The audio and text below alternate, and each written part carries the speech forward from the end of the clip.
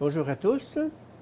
Je continue à vous partager des extraits du volume de bioéthique de Monseigneur Elios Greccia. Bioéthique, sexualité et procréation humaine.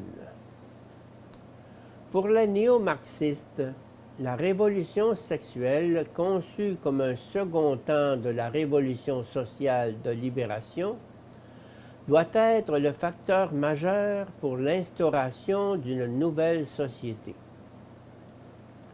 L'homme de cette nouvelle société devrait non seulement être libéré de sa dépendance au travail en usine, mais aussi de la dépendance érotique et affective qui s'instaure dans le mariage, et de la dépendance de l'esprit qui découle de la vie morale.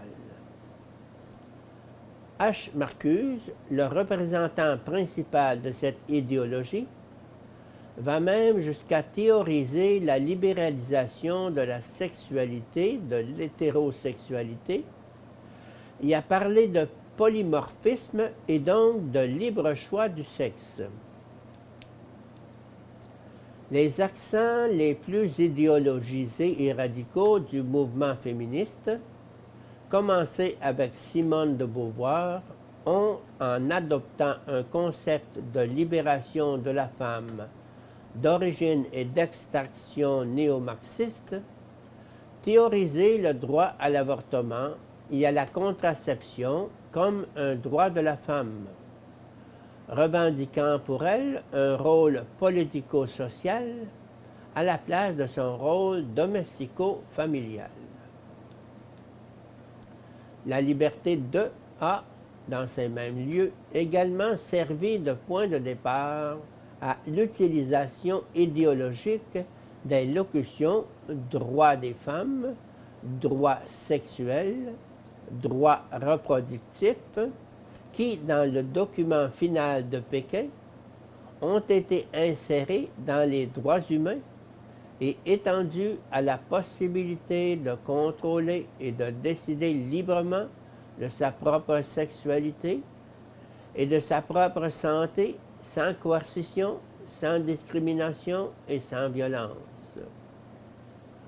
Un fait qui, au nom de ses droits sexuels ou reproductifs, n'élimine pas la possibilité du droit à l'avortement, même s'il n'est reconnu qu'à demi-mot.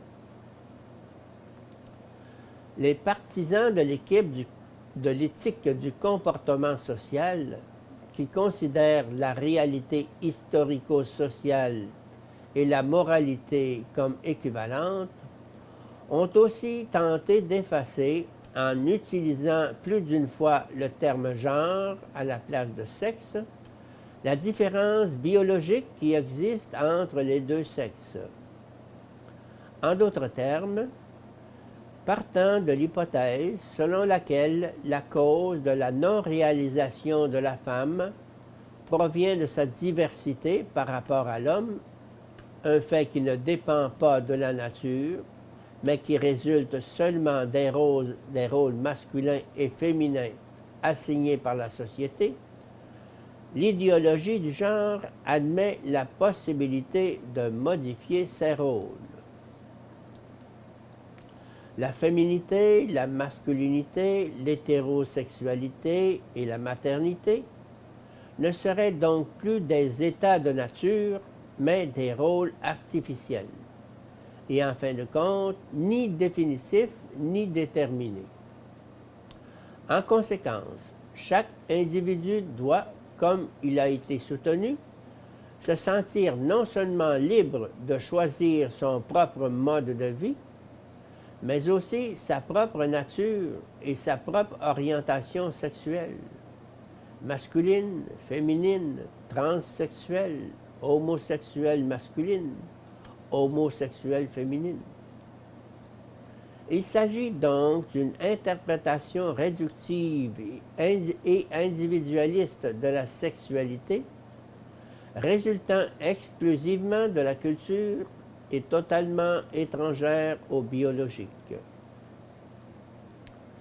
Divers auteurs se sont exprimés sur le caractère infondé des théories malthusiennes et néo-malthusiennes, affirmant que les ressources disponibles sur la Terre sont suffisantes pour tous, tant à l'heure actuelle que dans l'avenir.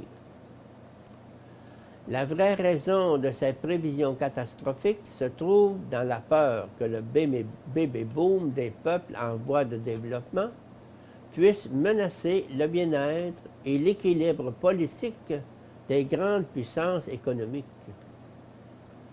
Et la politique néo-malthusienne, qui se révèle agressive par rapport à la proposition de Malthus, se concrétise en imposant surtout aux sociétés en voie de développement, mais aussi au monde entier, la limitation des naissances comme contrepartie aux aides économiques pour le développement.